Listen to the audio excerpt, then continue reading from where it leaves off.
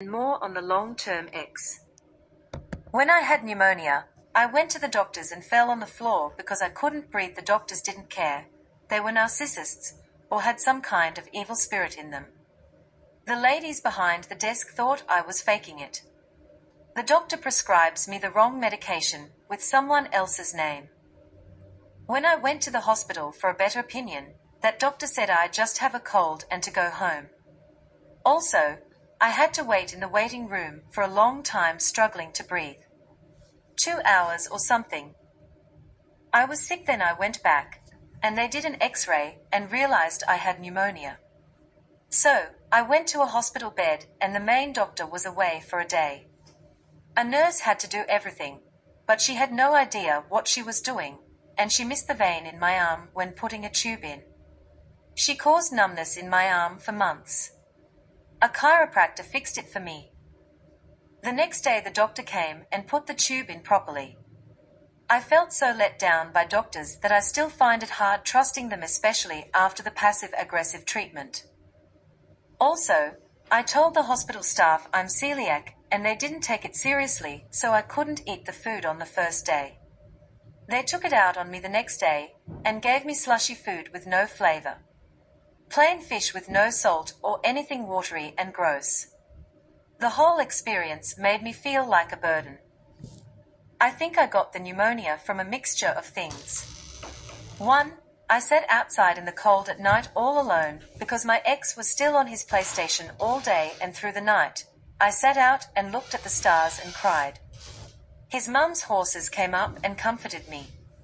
Secondly, I breathed in potting mix and didn't wear gloves, so I could have caught something from that. One time at my ex's mum's house, I decided to spend some time with the ex's sister. Then that night my ex takes it out on me and locks the door. All my stuff was in there. I was so emotional he wouldn't let me in. I started running and ran along the train tracks crying. I ran to the town and just walked around, under the streetlights. I was on my way to see if my parents were awake to go over there and sleep for the night. My ex finally came and found me in his car, and told me to get in and that I'm overreacting. He said he wasn't looking for me, he just wanted to drive around. He used to say stuff like that a lot to make me feel unimportant. For example, once he bought flowers and he said they are not for you. I bought them just because they are on special.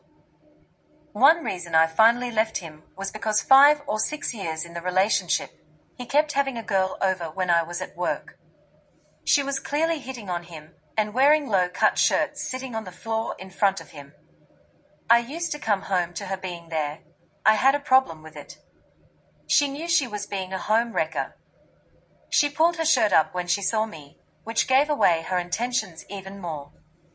One day she got really drunk and stayed over.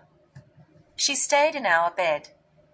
My ex decided to sleep on top of the blanket with her, spooning her, instead of under the blankets with me.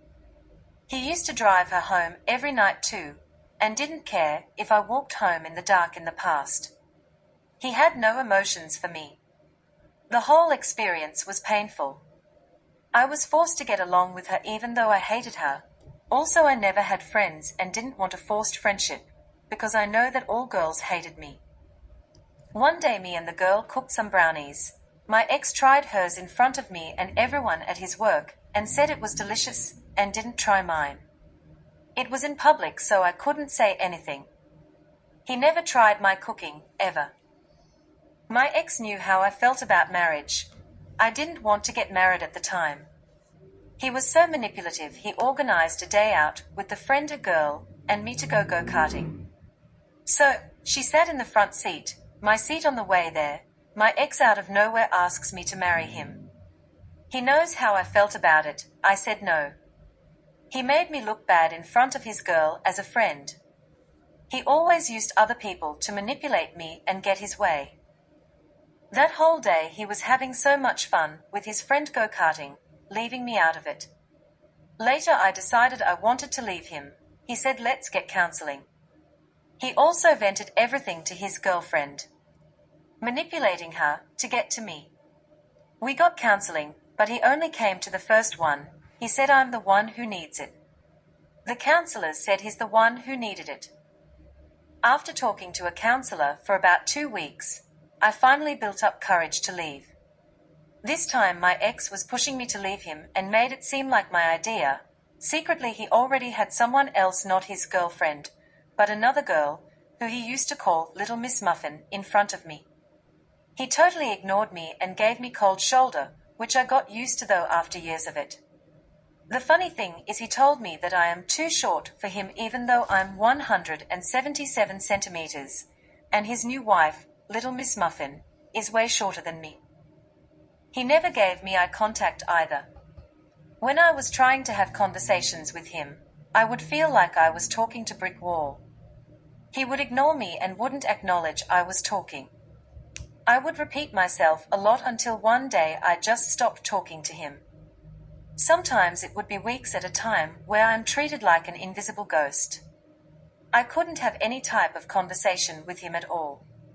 He would totally go into his own world and shut me out.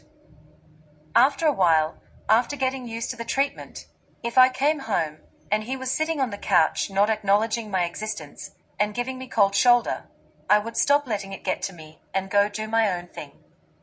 For the first few years, his behavior made me feel so isolated and rejected.